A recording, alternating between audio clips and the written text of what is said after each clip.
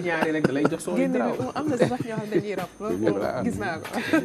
nañuy dalal waaye di nekk promoteur bu Galsen Hip Hop Awards moom nag mooy fukkeelu édition bi tey jii wàccaay fan la toll ñu ngi ci dernière ligne droite bi ndax le 18 lañ koy amal. Ce sera mercredi le 18 inchallah à Sorano. C'est la 10e édition avec la participation de 15 pays africains yoo xamante ne ñoom ñëpp ñu ngi waaj a ñëw. Ceux qui pourront pas en tout cas effectuer le déplacement ils seront représentés par seeni ambassadeurs wala le chargé culturel des ambassades parce que c'est la 3e année ñu leen di ci boole. C'est Galsen qui organise mais on reçoit quand même parce que pourquoi ma defee ko noonu avec mon équipe c'est tout simplement important qu'aujourd'hui que frontières yi nga xamante ne ñoo nekk xam nga en Afrique fii ñu fexe de sorte que des artistes d'ici puissent collaborer avec des artistes d'ailleurs. tey benn artiste bu mel ni Dip Doundou Guiss wala Samba Peuzzi wala ñeneen xam nga ñu mën a déplacer wu dem ba Côte d'Ivoire wala Kenya def fa concert Khaligraph Jones bu Kenya wala Ish Kevin bu Rwanda mën a ñëw fii tamit xam nga def et que tous les deux bénéficient de la fanbase de l'autre loolu mooy pont bi nga xamante ne Galsen Hip Hop Awards xam nga mi ngi koy construire. C'était important de les faire participer. Aujourd'hui, c'est nous qui voulons que le hip-hop ait accès dans les grandes institutions et je pense que am na nu ñu ko war a lalee loo xamante ne à travers le hip-hop on peut toujours éduquer comme ni ngeen ko waxee sànq ci affaire u daara yi et tout donc boo xoolee ci benn catégorie sax bu ñuy woowee catégorie meilleur lyriciste donc il y a des gros mots xam nga yenn paroles yi nga xamante ne dañ koy censurer parce que si on veut avoir accès dans les grandes institutions il faut qu'il y ait de la discipline voilà donc cérémonie bi loolu moo tax c'est important. Et c'est tapis rouge, c'est dress code. Nous invitons des autorités, des personnalités très importantes du pays. Ñi nga xam ne ñoom ñooy ñëw assister loolu avec cette jeunesse sénégalaise culturelle là et remettre leen seeni ay prix dans leur compétition bi nga xamante ne c'est 10 catégories hein. Il y a meilleur album, meilleur mixtape, meilleure vidéo, lyriciste, réalisation, le choix du public, meilleur artiste de l'année. Il y a tout ça qui est bien organisé avec un comité, un membre du jury ak les animateurs yi nga xam ne ñoom ñooy former bloc vote boobu et que le jury a le dernier mot d'ailleurs parce qu'il représente 50% dans tout ça. tànneef bi comment ça se fait parce que bu ñuy organiser tamit mooy ne choix am na ñu bàyyi. dafa am comité bu taxaw dafa am lu ngeen di saytu dafa am ci diir bu ngeen dëggee comment ça se passe. Si bien sûr parce que tous les produits qui sont sélectionnés sont les produits qui sont sortis entre septembre 2023 et septembre 2024. Normalement la première date bi ñu njëkkoon jàpp c'était le 19 octobre. C'était pour dire le hip-hop pour Octobre Rose parce que chaque année on a un thème bi nga xam ne moom la ñuy véhiculer et malheureusement la situation politique du pays n'était pas trop stable et c'était pas le moment pour forcer tout ça moo tax ñu reporter ko yóbbu ko ba le 18 décembre mais on maintient toujours quand même le même thème donc moo waral ruban bu rose bi ci kaw logo bi et merci à la LISCA bi nga xam ne ils nous ont donné l'autorisation de le faire léegi segg bi mooy que le produit yooyu yëpp di génn que ce soit album mixtape wala EP wala vidéo wala présence médiatique bi nga xamante ne loolu yëpp dafa bokk ci critères yi le contenu de la production musicale le contenu lyrical yooyu noonu yëpp dañ koy natt et la communication bi nga xam ne moom ngay def ci ginnaaw voilà loolu noonu yëpp xam nga c'est des choses yi nga xam ne dañ koy dajale boole ko jox ko jury yi et puis il y a le vote public bi nga xam ne yooyu yëpp dañ koy boole jox ko jury et selon les critères ak le vote du public ñoom dinañu mën a xam non ça c'est le site de la page des votes voilà des votes de chaque catégorie site bi la gars yi dugg www.galsenhiphopawards.net et les gens ils peuvent voter pour n'importe quel artiste différent dans différentes catégories le 15 le vote yi di jeex et on peut voter pour un seul artiste dans une catégorie mais on peut pas voter deux fois ci même catégorie bi voilà te boo xasee ba voter rek xam nga après page bi day tëju dootoo mën a changer sa vote quoi donc c'est la façon de sécuriser il y a des artistes nga xam ne dañuy bëgg xam nga yónni seen fans yi gars yi di voter waat waaw c'est pas non mën na ko yow élection présidentielle est-ce que da ngay voter ñaari yoon voilà donc mi ngi noonu faut pas que ce soit de l'arnaque quoi c'est bien organisé c'est bien ficelé il peut arriver nag souvent des gens qui sont pas contents d'autres qui sont frustrés mais compétition ci boppam moo demee noonu mais on fait de sorte que waaw dëggantaan ballon moom laay wax gars yi ma ne quand on les impose déjà le dress code xam nga sur un tapis rouge et tout pour faire de belles interviews les photos qui vont circuler sur les réseaux ça c'est une façon de mettre de la valeur dans ce qu'on fait c'est une façon de nous célébrer nous-mêmes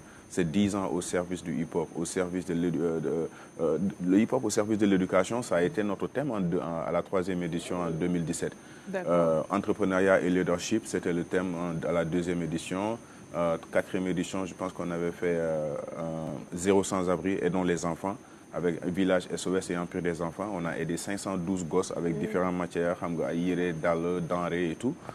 5e édition, on a fait le respect du cadre de vie. 6e édition, c'était Covid. Bon, il y avait presque rien, c'était déjà une cérémonie privée. 7e édition, oui, c'était le respect de la femme dans nos sociétés.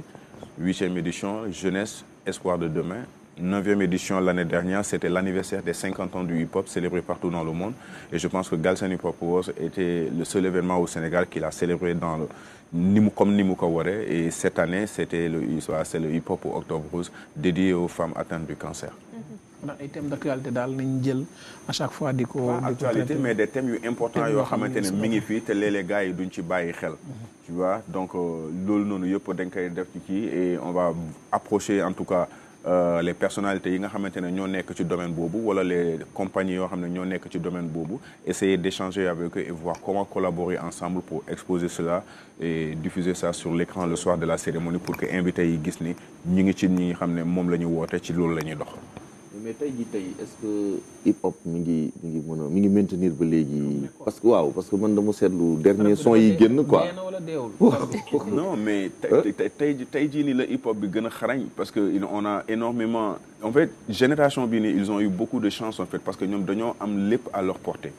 Que ce soit les productions musicales que ce soit avec l'ordinateur avec Google déjà loo soxla da nga koy am aujourd'hui les jeunes à partir de leur propre chambre mën nañu am seen propre home studio et se produire un morceau vite fait en 5 minutes alors qu'à l'époque da nga doon anciens yi quand ils te disent que dañu doon jógee par exemple ay Sicap dox ba ay Guédiawaye wala Pikine wala ñoom ñuy ñëw fii jóge fii dem ba Sorano dem seeti ku mel ni Kapi wala Talla Diagne dem uniquement pour am benn maquette ci cassette les choses ont changé aujourd'hui donc ça vous montre l'évolution des choses parce que boo xoolee le hip-hop le 11 août 1973 est la date officiellement retenue comme la date de la naissance de cette culture-là. Mais chaque 4-5 ans, il y a une nouvelle vague qui arrive. Nouveau son, nouvelle touche, nouvelle façon de faire.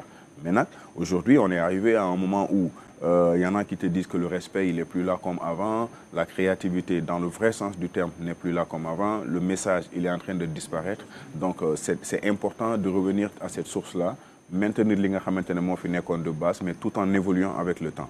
Donc boo xoolee ci aspect boobu rares sont les artistes qui ont réussi quelque chose mooy accompagner toutes les générations et qui sont toujours là.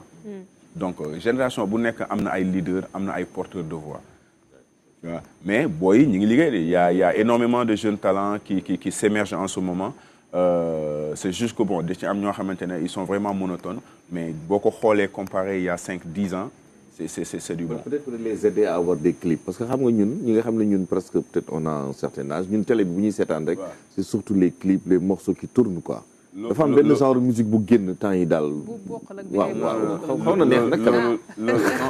Quand vous parlez de clips am na loo xamante ne doléance la dinaa ko wax. muy télévision nationale ak yeneen télé yi nekk Sénégal yëpp ñi nga xamante ne ils sont chargés de diffuser les vidéos.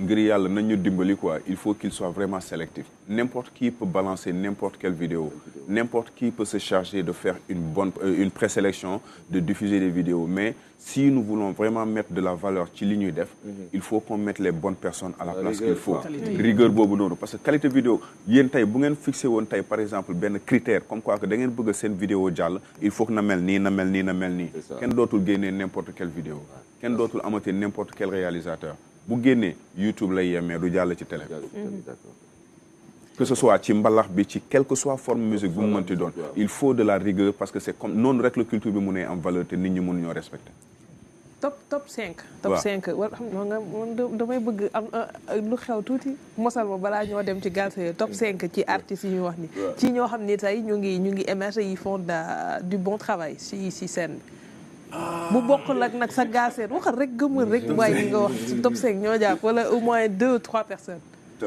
Dip Doundou Guiss il fait de très bons chiffres et il est présent et il a porté xam nga le flambeau depuis pas mal d'années.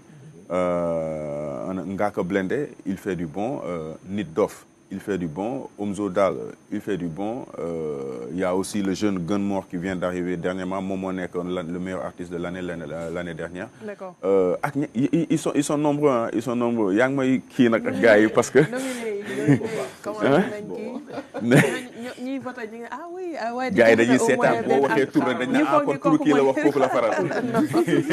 alors bëgg naa ci beneen point parce que Galsen Hip Hop Awards ce n'est pas que la musique am na yeneen fànn yoo xamante ne tamit dangeen koy. Bien sûr, en fait, quand on dit hip hop, il y a beaucoup de gens qui pensent que c'est seulement le rap. Le rap n'est que le 4e élément de cette culture. On parle de 10 éléments. On parle de 10 éléments. Parce que graffiti, moi, est le premier élément du hip hop. Après, il y a eu le breakdance. Après, il y a eu le DJing et le rap est arrivé ensuite. Oui. Après, il y a eu le beatbox. Il y a eu le street fashion, le street knowledge, street entrepreneurialism, et il y a aussi li nga xamantene moy le 10e élément nga xamne moy la conscientisation. Et lolu gis nañ ni xam fan yi at yi ñi génn ni le hip hop a participé en grande partie xam nga à ce changement de régime là, et lolu xam nous en sommes fiers parce que amna ñu bari ñoo xamne ñi nga xamne ils font d'autres formes de musique quand il s'agit de mobiliser la jeunesse wala xam nga faire passer des messages importants xam nga pour la communauté sénégalaise, ils restent dans leur zone de confort, rappeurs rek lañuy wo, rappeurs rek lañuy wo. Et ce qui fait mal dans tout ça, vous voyez un gars comme Maxi Crazy, il a plus de 50 ans, DJ Awadi, il a plus de 50 ans. Mais quand les gens ils parlent de hip-hop, boy rappeurs rek lañuy wax. Les rappeurs ne sont pas des boys, il y en a des boys, il y a aussi des boys dans le mbala. Il y a aussi des boys dans le jazz, ainsi de suite, ainsi de suite. Donc nañu respecter li ñuy def rek xam nga pour que nit ñu mën a teg à notre juste ñu mën a téye à notre juste valeur. Voilà. ci BA bi. waaw. parrain yi. waaw ak nga da ko def en collaboration ak RTS. mais DG Papa Alé Niang ci parrain la bokk ak Khoureychi Thiam yooyu tam ci innovation yi la. En fait, c'est même pas de l'innovation, c'est l'évolution normale des choses. Parce que quand on a un nouveau DG bi nga xamantene xam nga il inspire une nouvelle ère très positive. Donc c'est normal que ñun ñu approcher ko. xamal ko carrément ne ko déjà ñun en tant que communauté hip hop ñu ngi lay dalal ci ca tâche bi nga xamante ne moom lañ collaborer avec vous en tout cas pour qu'on chemine ensemble et faire de bons résultats loolu moo tax ñu approché ko et avec la collaboration de monsieur Sy directeur des programmes ñu ngi koy béggee bu baax a baax et on salue le DG de passage qui nous a reçus il y a pas longtemps, très ouvert, très pragmatique et maximum de respect à lui. Par contre, Khoureychi Thiam, c'est quelqu'un pour qui j'ai beaucoup de respect parce qu'il a mis en stand-by sa carrière professionnelle en tant que basketteur pour venir s'investir dans le pays et voilà, se battre pour la jeunesse sénégalaise pour que jeunesse bi am li nga xamantene mom la mérité, mom lañu mom quoi. Très bien. jërëjëf daañu ñëwaat si yéen léegi-léegi ñu dem seetaan clip du jour muy Bass Solo nga xamante ne mi ngi amoon fële ca Africa Festival ki ko def